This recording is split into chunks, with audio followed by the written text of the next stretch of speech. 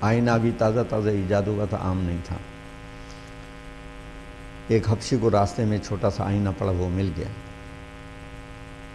اس نے اٹھا کے اس میں اپنی صورت دیکھی تو بڑی بدصورت نظر آئی، توڑ دیا۔ تو اگر آپ کو اپنا چہرہ بدصورت نظر آئے گا توڑ دیں گے۔ بلکہ علم نفسیات میں ایک بیماری ہے جس کو نرگسیت کہتے ہیں، اور نرگسیت کی کہانی یہ ہے کہ ایک یونانی شہزادہ تھا، بہت خوبصورت تھا کہ چہرے پر نظر نہیں ٹھہرتی تھی، لیکن آئینہ ایجاد نہیں ہوا تھا۔ تو ایک دن اچانک دریا پر اسے پیاس لگی، پانی پینے بیٹھا تو پانی میں اسے اپنا چہرہ نظر آیا، اتنا نظر آیا کہ محو حیرت رہ گیا، اتنا محو حیرت ہوا کہ خود اپنے چہرے پر عاشق ہو گیا، اور اسی عشق کی کیفیت میں وہیں دریا میں ڈوب کے مر گیا۔ جس جگہ وہ ڈوب کے مرا وہاں سے نرگس کا پھول نکلا جو آنکھ کی شکل کا ہوتا ہے۔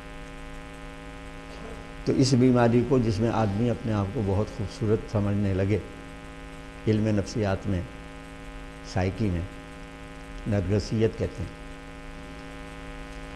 تو آپ کو ایسا بنایا کہ اللہ کہتا ہے میں نے تمہیں اپنی شکل پر بنایا،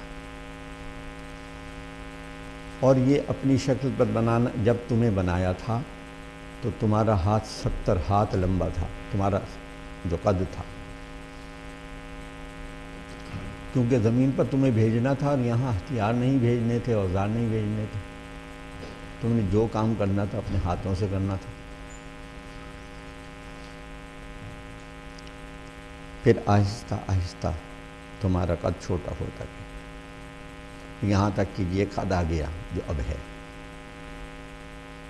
جب تمہیں جنت میں داخل کریں گے تو تمہارے باپ آدم کے قد پر داخل کریں گے۔ یہاں یہ حدیث سنانے سے میرا مقصود جو تھا وہ بنیادی طور پر یہ تھا کہ اللہ نے تو اپنی مخلوق میں ہمیں خوبصورت ترین بنایا، فی احسن تقویم بنایا، اب اللہ کو معاذ اللہ صبح معاذ اللہ اگر اپنی صورت بنانی ہو تو وہ ہاتھی ہی بنائے گا۔ دوسرا ان کا ایک دیوتا ہے، اس کی صورت چوہے جیسی ہے۔ چوہا ہندوؤں کے ہاں اوتار خدا ہے، معاذ اللہ، مادے نہیں دیتے۔ ہم چھوٹے چھوٹے تھے، قرآن حفظ کرتے تھے تو ہمارے حافظ صاحب جو ہے کڑکی لگا دیتے تھے، جب چوہے بند ہو جاتے تھے تو لڑکوں کو دیتے تھے، جاؤ اسے مارو۔ وہ جو ہمارا مانیٹر تھا وہ بہت تیز تھا، وہ لے کے اسے ہندوؤں کے محلے میں جاتا تھا،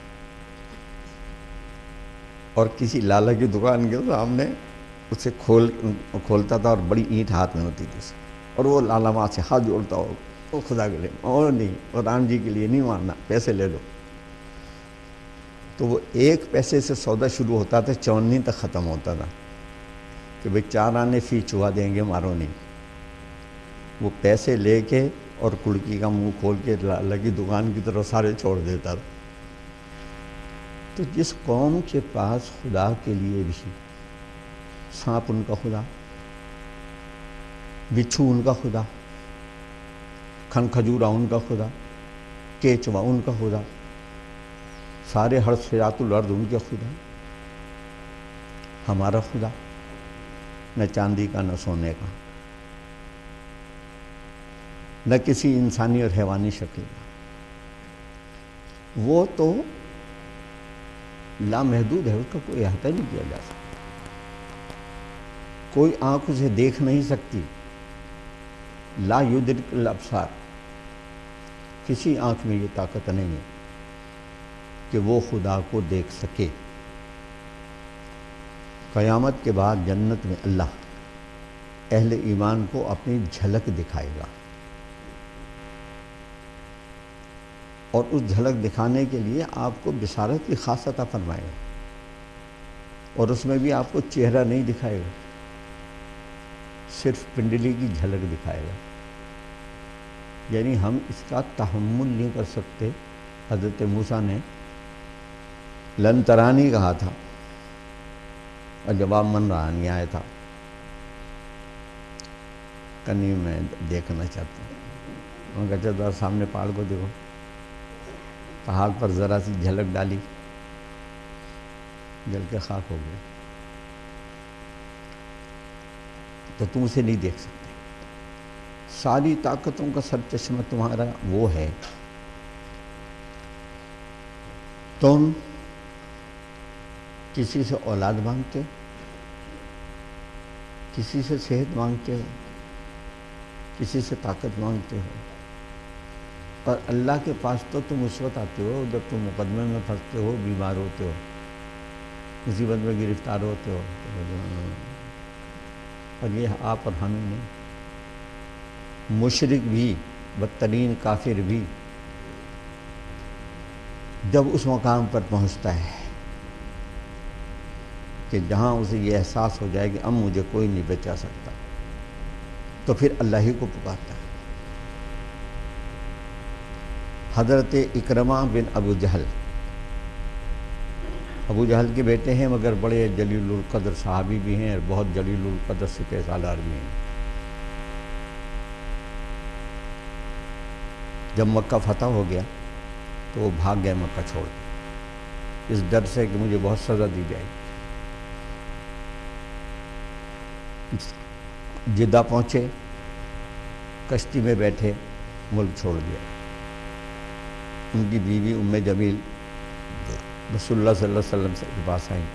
سرکار تو رحمت کا سمندر تھا۔ کہا سرکار وہ آپ کے ڈر سے فرار ہو گئے۔ کہا جاؤ معافی ہے، لے آؤ۔ معاف کر دی، اسے معاف کر دیا جس کے باپ نے ساری زندگی سرکار کو چین نہیں لینے دیا۔ اب اتفاق دیکھیں، جس کشتی میں بیٹھ کے وہ چلے وہ بھنور میں پھنس گئی۔ اپنے اپنے دیوتاؤں کو سب پکارنے لگے۔ آخر میں آ کے ملاح نے کہا بھائی اب کوئی دیوتا نہیں بچا سکتا، اللہ کو پکارو، کوئی بچائے گا۔ اکرمہ کہتے ہیں میں نے سوچا یا اللہ تیرے سے بچ کے تو بھاگا ہوں، ساری زندگی تیرا انکار کرتا رہا ہوں، اب یہ کہہ رہا ہے کہ تجھے پکاروں، تو ہی بچائے گا۔ تو اگر تو واقعی ہے اور تو ہی بچائے گا تو میں وعدہ کرتا ہوں کہ اگر بچ گیا تو پھر سیدھا محمد صلی اللہ علیہ وسلم کے قدموں میں جاؤں گا۔ لہر نے ایک ریلا آیا، جھٹکا دیا، ساحل جدہ پر لا کے کشتی الٹ دی۔ جب آنکھ کھلی تو سامنے بیوی کھڑی تھی ام جمیل۔ کہا لو میں رسول اللہ صلی اللہ علیہ وسلم سے تمہارا معافی نامہ لے آئی۔ تو کہنے لگے اسی سے تو بچ کے بھاگ رہا تھا، اس نے میرا وہاں بھی پیچھا نہیں چھوڑا، وہاں سے پکڑ لایا۔ تو وہ دو چار نہیں ہیں، ایک ہے، اور اسے مانگنا اچھا لگتا ہے۔ اسے وہ بندے اپنے بہت اچھے لگتے ہیں جو ہر وقت اس سے مانگتے رہیں۔ یہاں کوئی ایسا نہیں ہے کہ آپ اس سے ایک دفعہ چھوڑ کے دوسری دفعہ مانگیں تو وہ آپ سے ناراض نہ ہو۔ وہ پھر آ گیا تو مفت خورا ہو گیا، ہر وقت مانگتا ہی رہتا ہے۔ وہ کہتا ہے مجھ سے مانگو، میں تمہاری سنوں گا۔ اجیب دعوت الداعی اذا دعان،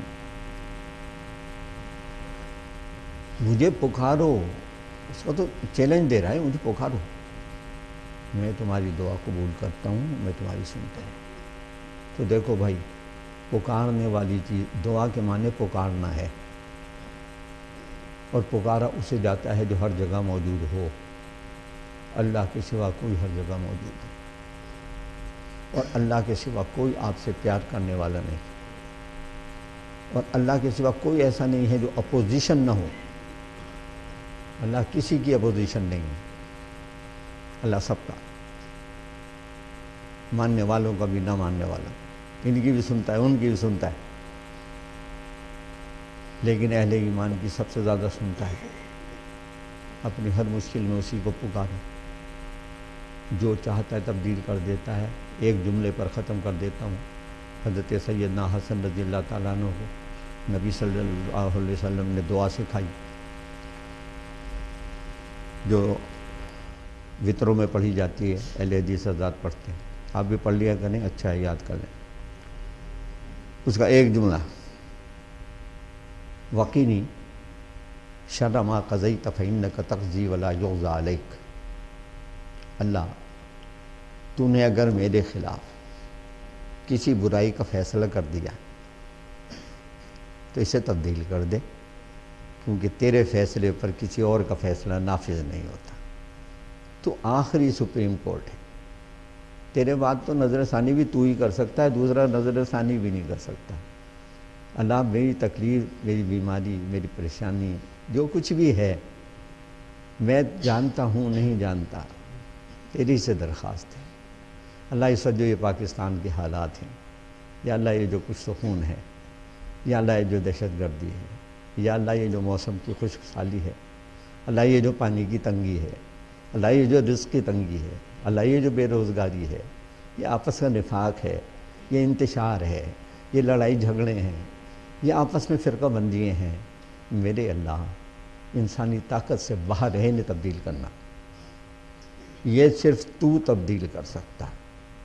لہذا تیری ہی طرف رجوع کرتے ہیں، ہمیں امن عطا فرما، اور امن کے ساتھ رزق عطا فرما، اور رزق کے ساتھ چین عطا فرما، جو ہمیں دے اس میں ہمارے لیے برکت پیدا فرما، ہماری بیماریاں دور کر دے، ہماری تکلیفیں دور کر دے، ہم سے راضی ہو جا، ہمیں نعمت علیہم میں داخل فرما۔ وصلی اللہ تعالیٰ علی خیر